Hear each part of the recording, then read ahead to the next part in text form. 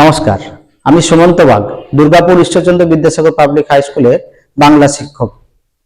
আমি আজ তোমাদের প্রথম পর্যায়ক্রমের অর্থাৎ দ্বাদশ শ্রেণীর ফার্স্ট সেমিস্টারের একটা কবিতা সহজ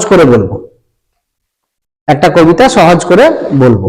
আমাদের ফার্স্ট সেমিস্টারের একটা কবিতা রয়েছে ধর্ম, শ্রীজাত বন্দ্যোপাধ্যায়ের লেখা ধর্ম।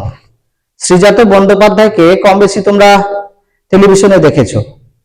তিনি বাংলা গান লেখক এবং সুরকার। তিনি তারই লেখা কবিতা ধর্ম। ধর্ম শব্দের অর্থ হচ্ছে ধারণ করা। আমরা ধর্ম বর্তমান সময়ে দেখছি, ধর্ম নিয়ে নানা বিভেদ, নানা সমস্যা, কতই না সমস্যা, সেটাকে অন্যভাবে দেখলেন শ্রীজাত বন্দ্যোপাধ্যায়, কবি শ্রীজাত বন্দ্যোপাধ্যায়। কবিতাটি অন্ধকার লেখাগুচ্ছ কাব্যগ্রন্থের অন্তর্গত, যেটির প্রকাশকাল 2015 সাল। অন্ধকার লেখাগুচ্ছ কাব্যগ্রন্থের 14 সংখ্যক কবিতা হলো ধর্ম।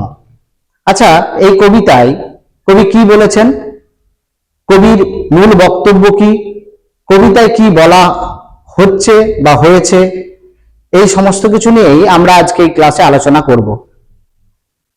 তো আমি আগেই বলেছি যে ধর্ম শব্দের অর্থ হচ্ছে ধারণ, অর্থাৎ যে জিনিসটাকে ধারণ করে ভালোবেসে এগিয়ে নিয়ে যায় সেটাই হচ্ছে ধর্ম।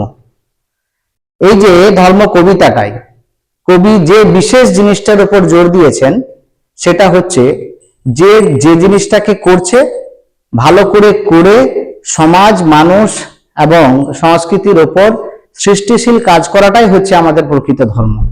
কিন্তু আমরা আজ কি করছি? আমরা হিন্দু, মুসলিম, বৌদ্ধ, শিখ, ঈসাই এই সমস্ত ধর্ম এবং ধর্মাচরণ নিয়ে এতই মেতে উঠেছি যে তার আসল উদ্দেশ্যটাই আমরা ভুলে গেছি। কবি এই কবিতায় বেশ কিছু শিল্পী, বেশ কিছু গায়ক, প্রকৃতির জিনিস বাতাস, গান, এই সমস্ত কিছুর আসল কর্মটা তুলে ধরেছেন।